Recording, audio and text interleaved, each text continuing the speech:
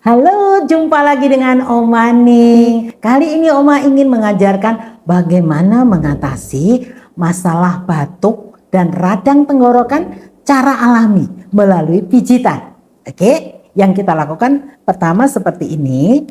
Ya, kita tuang minyak herbal yang hangat ke dalam telapak tangan kita. Ini untuk pemanasan ya. Lalu seperti ini. Nah, ya. Sampai ke sini nih, ini juga. Ini untuk pemanasannya supaya peredaran darah kita lancar. Karena tangan ini adalah refleksi dari seluruh tubuh kita. Oke, nah setelah ini agak hangat, lalu kita tekan-tekan bagian di sini nih.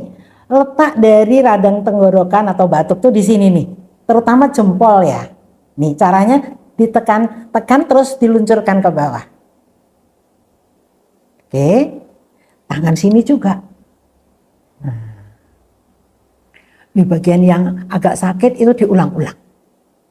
Oke, setelah itu kalau batuknya memang cukup serius, kita sampai ke titik dari paru-paru di sini. Titik paru-paru itu ditekan-tekan begini. Ya. Oke, ditekan-tekan minimal 7 kali lah ya. Oke, satu lagi juga.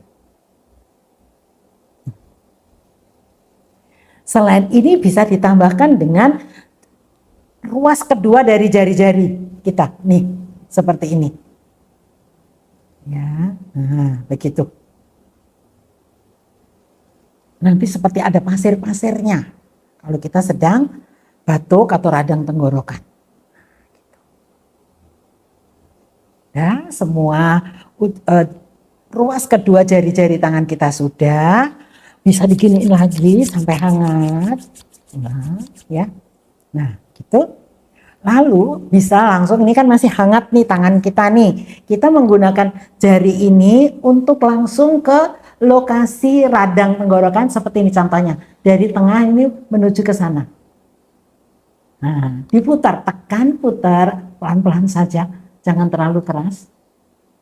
Ini juga gitu. Nah.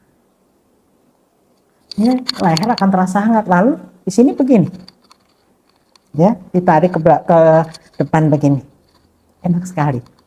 Oke, gampang ya mengatasi batuk dan radang tenggorokan.